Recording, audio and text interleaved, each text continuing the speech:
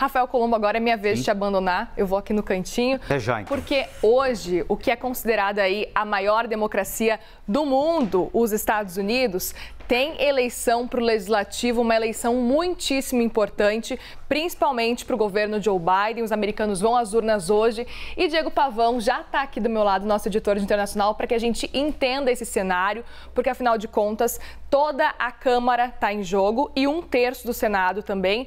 E com isso, obviamente, a governabilidade de Joe Biden também está em jogo pelos próximos anos. Com certeza os democratas estão receosos e de olho no que vai acontecer, não apenas democratas, como também republicanos, liderados por Donald Trump. Conta pra gente, bom dia. Bom dia, Muriel. Bom dia para quem acompanha o Novo Dia em Casa. Pois é, uma eleição muito apertada, mas o presidente Joe Biden já disse que vencer na Câmara dos Deputados, na Casa dos Representantes, como é chamado lá nos Estados Unidos, pode ser uma tarefa difícil, e a projeção que a gente vai mostrar agora mostra exatamente isso, como a disputa está apertada e como aqui tem a vantagem para os para os republicanos. Aqui a gente tem então a composição da Câmara, 435 lugares que compõem a Câmara dos Deputados. 218 é o número que o partido precisa ter para atingir a maioria e aí sim controlar essa casa que é tão importante.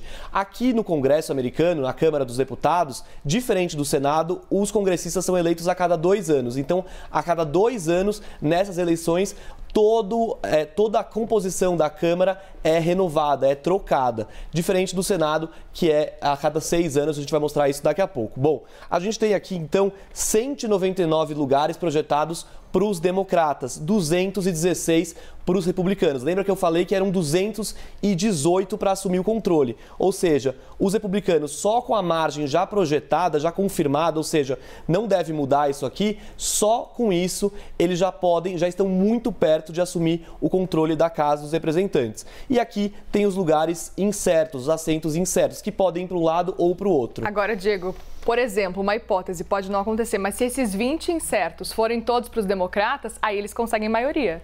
Conseguem maioria, mas muito apertado. Muito apertado e muito também difícil. Muito difícil, muito improvável que isso aconteça. Porque até aqui tem lugares que já tendem mais para o lado republicano, perfeito, claro, também para o lado democrata. Mas é ainda incerto dizer se esses incertos ou se esses votos incógnitas vão para um lado, por isso que eles são chamados de incerto, exatamente por isso.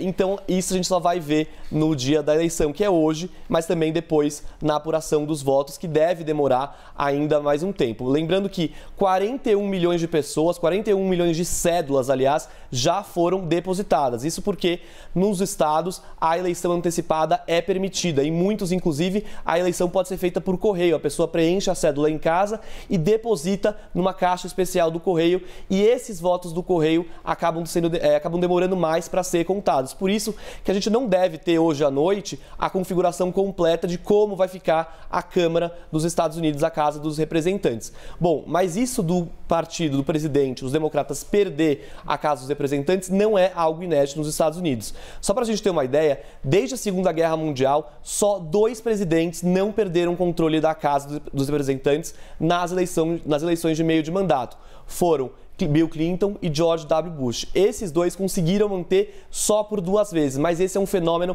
que acontece nos Estados Unidos. Nessas eleições de meio de mandato, o partido do presidente ou presidente acaba perdendo o controle de uma das casas, geralmente a Casa dos Representantes. Existem várias teorias que explicam isso. Uma delas, Muriel, fala que quem votou lá nas eleições presidenciais e o presidente que a pessoa votou, ganhou, esse eleitor acaba ficando de fora dessa eleição de agora, sobrando então os eleitores que votaram para o candidato que perdeu. E esses eleitores... Porque eles desistem de votar, assim. Eles pensam, já votei, já fiz minha parte, então agora não vou votar para o legislativo. Exatamente. É muito comum que isso aconteça, que esses eleitores acabem ficando de fora dessa eleição, deixando espaço, então, para os eleitores que votaram no candidato que perdeu. E aí, esses eleitores vão votar, claro, contra o governo, contra o presidente, né, que está no poder. Esse é um dos motivos que explica essa maldição das midterms, é assim que se refere nos Estados Unidos, essa maldição das eleições de meio de mandato, em que o presidente acaba sempre perdendo, quase sempre perdendo, a Casa dos Representantes.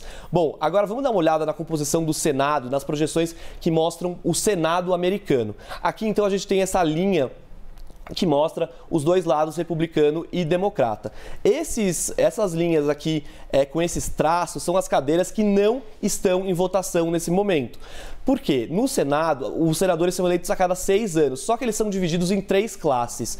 Nesse momento, nessa eleição, são senadores de classe 3 que estão na disputa. Então, esses aqui que estão com traço não vão disputar. Então, aqui a gente tem 12 democratas favoritos e 20 aqui nessa eleição dos republicanos. Lembrando, no Senado americano, nos Estados Unidos, quem acumula a função de presidente do Senado, ainda que de forma simbólica, é o vice-presidente. Nesse caso, Kamala Harris, uma democrata. Por isso, no Senado, os democratas precisam atingir 50 cadeiras para os democratas, porque em qualquer caso de empate, vai lá a Kamala Harris, democrata, e desempata a favor dos democratas. É o caso, por exemplo, atual nesse momento. Nesse momento tem 50 de um lado, 50 do outro. Quem desempata nesse momento é Kamala Harris, que acaba sendo 51, digamos assim. Exatamente. Ela não é uma senadora, mas simbolicamente, pela Constituição americana, o vice-presidente acumula a função de presidente do Senado. Ainda que o Senado tenha, sim, o seu líder, o líder pro tempore, que é indicado pelos senadores. Mas nos Estados Unidos, o vice tem essa função. Então é por isso que a gente diz agora que, tanto no Senado quanto na Câmara, os democratas têm o controle. E é isso que eles querem manter agora nessas eleições. O problema é, o presidente Joe Biden já disse, vai ser uma tarefa difícil manter a Câmara dos Deputados na mão dos democratas. E as projeções mostram isso. Exatamente. Já no Senado, a tendência é que realmente os republicanos vençam a maior quantidade de cadeiras nessa eleição, mas como na composição inteira os democratas têm mais cadeiras nesse momento, a tendência é que democratas continuem mantendo pelo menos essa liderança no Senado, é isso? É isso. E ainda contando com o apoio da Kamala Harris, da vice, Perfeito. Que desempataria qualquer votação a favor dos democratas. Perfeito, Diego. Obrigada por desenhar isso pra gente, para que a gente entenda esse cenário lá dos americanos. Vamos lembrar que esse resultado a gente tem falado muito que vai ser determinante para o futuro do governo Joe Biden. E aqui na CNN Brasil a gente vai estar atentíssimos durante todo o dia para trazer até você os detalhes dessa eleição, com informação e com muita análise, direto da fonte, sempre conectados com a CNN Internacional. E a gente tem uma cobertura especial a partir das 11 da noite. Hoje, comigo, é um programa especial, o América Decide, 7 horas de programação. Então, continua ao vivo com os nossos repórteres no local dos fatos. Claro, sempre à espera dos resultados. Hoje começa essa cobertura especial do América Decide. A gente vai acompanhar toda essa cobertura, toda a apuração em tempo real, ligadinhos e conectados com a CNN Internacional. Estarei ao vivo com vocês acompanhando tudo isso.